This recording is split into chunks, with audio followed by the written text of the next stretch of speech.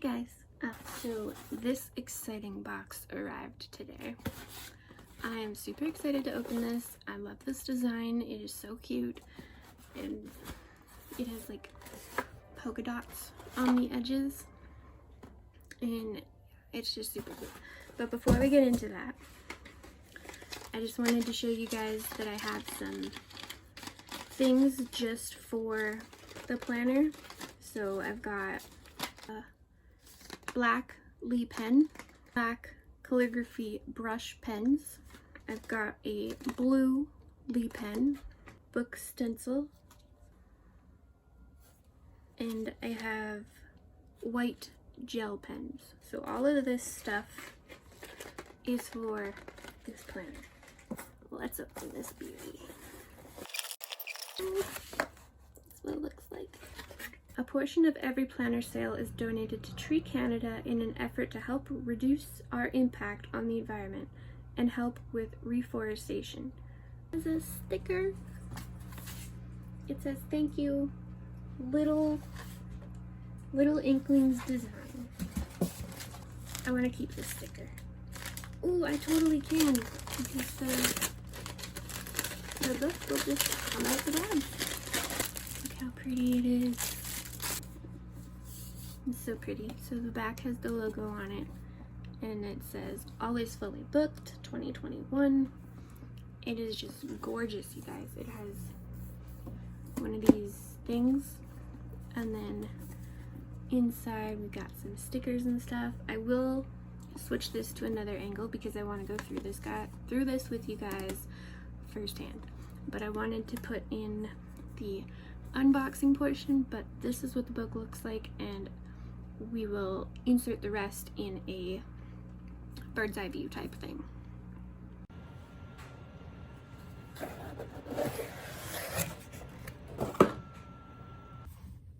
Here is a flip through of the entire Always Fully Booked 2021 book planner. As I said before, it does come with an elastic. Personally, I really like books with this elastic, especially when it is such a big book. It does have coils on it as well. It is a hardcover. The back has the logo on it, and it has the protected corners. So without further ado, let's jump in. This is what it first looks like when you open it. So we have a page full of stickers. So we have Book Nerd, Books Are Magic, Just One More Chapter, Currently Reading, Book Haul, Bibliophile, Book Mail, Today is Booked, Book Lover, Happy Mail, So Many Books, So Little Time, Fully Booked, and I'd Rather Be Reading. So these are very cute stickers. I do wish that we would have got some more, but I'm happy with what we got. I've been looking for other book stickers and I haven't been able to find any. So then we have this page, which is technically going to be the first page because you're supposed to take the stickers out so that you can use them throughout the planner. So this just is a page telling you who the book belongs to. Following that, we have a year layout of 2021. Then we have important info, so starting stats, number of books in my collection, number of unread books on my shelves, percentage of books read formula, how to calculate how many pages you've read on an audiobook, and you have a section for a most anticipated books and a legend. The next page you have squares that you can fill in your 2021 goals. Then we have the first challenge of the book, which is the A to Z challenge. Try to read one book for every letter of the alphabet based on the title. For a bigger challenge, titles starting with a or the don't count. Any book title that contains the letter X or the letter Z, count for those letters. Okay, then we have another challenge. This is the 2021 reading challenge. An own voices book. I don't know what that means, so if you do, please let me know down below. A 2020 award-winning book, a debut book, a sequel, a book you meant to read in 2020, a book with an LGBTQ protagonist, a book with 500 or more pages, a book with a 6-word title, a book being adapted to TV film, a book that makes you cry, a book that makes you smile, an ebook, an audiobook, a book rated over 5 stars on Goodreads, a book involving magic, a book with a season in the title, a book recommended by a friend, a book with a royal title in the title, for example, king, queen, prince, princess, duke, etc., a book written under a pen name, a book with an intriguing first line, a book that taught you something new, a book written in dual perspective, a book by an author of a different race than you, a reread, a book that's title begins with the first letter of your first name, a book everyone is talking about. On the cover reading challenge, read books with covers featuring the following: a crown, a flower or a plant, a shoe, buildings or cityscape, a book, a mode of transportation, food, something that can fly, sun, moon, or stars, and a mask. And then we have the Reading Rainbow Challenge. Read books with covers of every color in the rainbow: red, orange, yellow, green, blue, purple, pink, white, black, and gray. Next, we have the page I think that I'm most excited for in this entire book, and that is the coloring page of your bookshelf. So there is many different ways that you can do this. Everyone is doing it differently, I think. The way that I'm planning to do it is that every time I finish a book, I want to hopefully make the spine look like that book. So for instance, if I read Big Little Lies by Leanne Moriarty, I would want the spine to look like this, and I would try the best that I could. I wouldn't add these on top, but I would put the author and the title on there. That would be book 1. And then I'm thinking that when I get to the entire shelf being full, then I will like fill in the plant and make that shelf look good. But yeah, that's what I'm planning for this, and I think that she said there's room for 73-ish books on this page, so I will need to get more because I seem to read over 130 books a year, so this will not do. I need more. Then we have some reading checklist pages. Then we have a book series tracker, and a Battle of the Books 2021. So this is really exciting. So basically, I think that you use your highest rated book from the month, because there's 12, and then you bring that down to one book between the 3, and then you bring those 4 down to 1, and then that ends up being your winner for the year. So that's really exciting. I really love the color scheme for this book. I think she did a gorgeous job. And then we have some spaces for book quotes. Then we have catalog of signed and special edition books.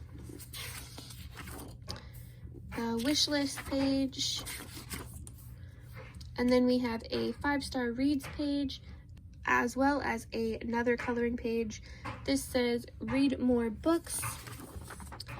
And then we start our journey into the months. So I did fail to mention as well that there is tabs in this book, which I find really nice.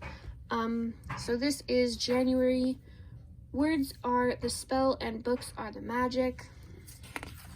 And then, so every month will look the same. So I'm not going to detail through them all. But this is the starting of January. So this is, again, another layout like the beginning, but for months only. You have this blank space that you can pick whatever you want to do with it. goals, and your most anticipated book of the month. And then you have books to read, month, year, author, title, and new releases for this month, or new releases that you find out about. We have an ending of December 2020 type page over here, and then we go straight into January, and there's notes at the bottom of the weeks. That goes through the entire month, obviously.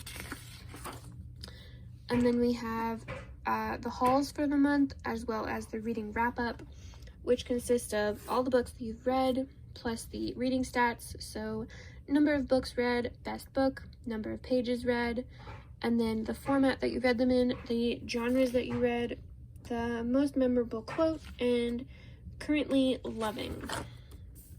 And we have a graph page as well as a notes page. And then we go into February, which says, "If a book is well written, I always find it too short." And that is a quote by Jane Austen. And then again, we go straight into what we just saw. And then we go into March. "You can never read too much." So this one will change at the end. It's the same until you get to just before April. So we have a quarterly check-in.